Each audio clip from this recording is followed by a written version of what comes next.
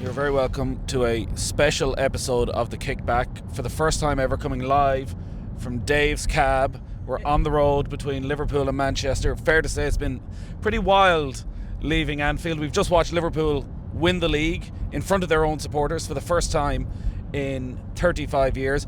Dave's a Manc, so we'll see what he has to say on it in a little while. But Brian, pretty crazy scenes at the end of the game, very emotional scenes at the end of the game, and well worth waiting for Liverpool fans.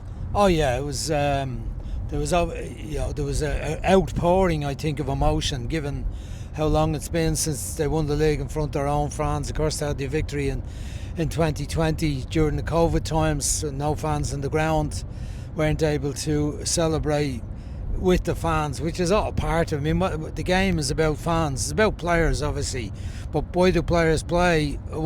Why did they put themselves through the pain and torture of all the training and the commitment they give to the game? It's for to satisfy the fans and try to win games and ultimately win titles if you're at the top level. So there was a huge emotion involved at the end of the game today. Players certainly absorbed it all very well. They spent a long time out on the pitch. They didn't want to seem to leave the ground. We left an hour after the game finished and they were still on the pitch.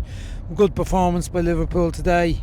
I never doubted that they would do the job. They only need the draw, even though Tottenham got an early goal, the header from Solanke. But once Diaz's goal was allowed after the VAR check, lovely goal it was too, with Mo Salah setting it up for Szoboszlai to cut it back, and Diaz got there first to stick it in the empty net. Once they got that goal, I thought it was inevitable they were going to win handily, and they did. But it was a really good performance. Almost all of the other managers who've won the league in their first season, there was a degree of expectation that they might do it. A lot of them Chelsea managers, where you can come in, make an instant impact, spend a lot of money.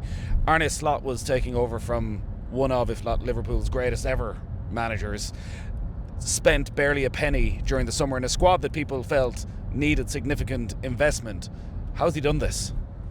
Well, they sold 3 players for 50 million for a start, but the only players they brought on, they were very much fringe players. Young fringe players really, but they signed Chiesa. Was the only significant signing other than the goalkeeper who they allowed back out on loan, I think, to Valencia, the Georgian goalkeeper who was outstanding at the Euros, and he'll come in and probably replace Kevin Kelleher this year. But he adapted the team to play in the way he wanted them to play. He repositioned a few players, particularly Gravenberch. He's had a marvellous impact on the season. He's still only 22. Moved him back to play number 6 position, kind of hold a midfield player, setting it up. A bit of a playmaker from that position. McAllister alongside him. Szoboszlai playing generally as the number 10, which gave Mo Salah a bit more support, allowed Salah to concentrate on his attacking side of it and getting into the box, and up to 28 goals today. He tweaked the formation a little bit by playing more or less 2 holding players rather than the 3 that Klopp played, where it was not 3 holding players but 3 in midfield and 3 attackers. I think there was more protection for the centre backs, more patience in the build-up play. Still kept the pressing game going, sometimes playing more direct, sometimes playing with that patience, playing through the towards of the pitch.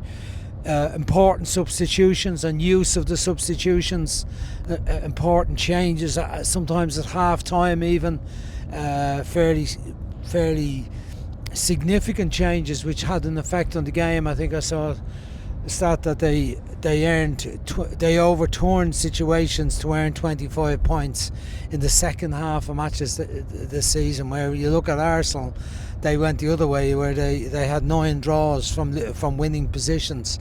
Liverpool were able to turn possible draws into wins or losses into wins, and he has managed the team exceptionally well and got the best out of those players without spending any money.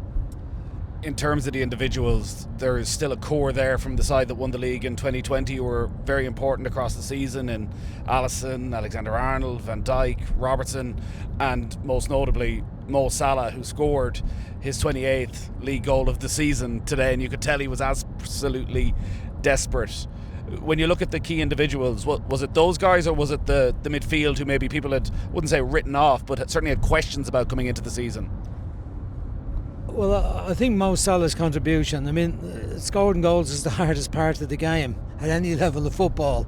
And if you've got a winger who, he's not an out-and-out centre forward, doesn't play tight to the touchline anymore.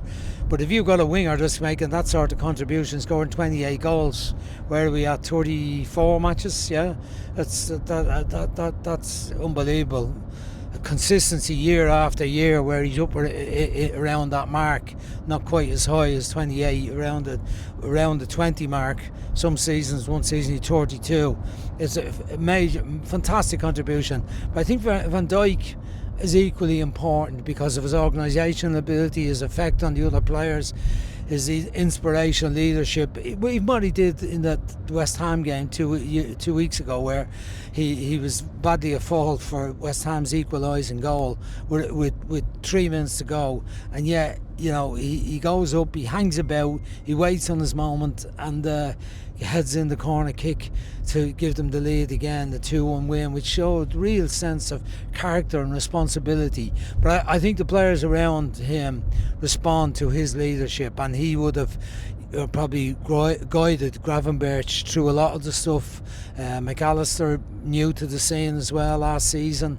That Szoboszlai, new player last season as well, all kind of signed in Klopp's time, but mature performances this year. But Alisson, Queeveen Keller filled in for 10 matches and did great. Shouldn't forget the Irish contribution.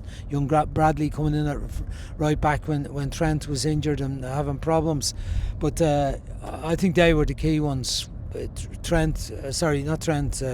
Mo Salah and Virgil van Dijk for me were the real key players, and Gravenberch's role in terms of establishing the grip of midfield, who played the defensive role but also be the playmaker, taken from the back four, taken from the centre backs or the goalkeeper, taking on the half turn and immediately setting off the attacks. I think that was the difference and made Liverpool the special team they've been this season.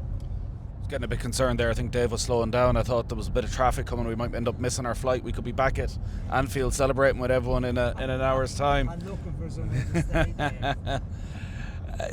To finish up then, they've won 1 league title. Some of these guys have won 2 in the last 5 years. How do they back this up? The expectation and the question straight away will be, how do they go and win back-to-back titles? Well, I think they're in a very good position because it's quite a young team. There's obviously some rebuilding to be done in positions. If Trent goes, I think Conor Bradley's ready to take that place. Very excellent performances when he's played. Very good against Fulham. When he come on in the game, almost got them back into the match to help them get a draw. But the left back position might need strengthening. Andy Robinson hasn't been as good as he was in previous seasons. Samarkis is probably a little bit short of the level that Liverpool need, and this is really, really top level. Van Dijk has another couple of years in him, I don't have any doubt. Konate's improved this year. Joe Gomez will be back fit. So they have a strong squad. They need a centre forward. Nunes hasn't been good enough. We saw today, big chance, and took the easy way out and tried to play it to Salah, but it was a poor pass. Then late on he gets a chance and kind of mills it against a crowd of Spurs players. He's just not clinical enough for Liverpool, or technically good enough. So I think they'll certainly want to get another front player. They'll probably want to get a midfield player, but they're in a very strong position because, as I said, they didn't spend money last year. They made money on transfers without harming the team. They will have considerable money coming in this year from their Champions League exploits, given they went out in the quarter-final to PSG. So there'll be money there, the money from winning the Premier League itself, getting to the final of the League Cup, so they should be able to invest on a couple of very, very good players, and they're in a strong position to be up there next year. I think there'll be more about them being a favourite next year than they were this season. All right, great stuff, Brian. We should have invested in a later flight. I think might have been the best option for us, but we can always we'll get home. We'll get home.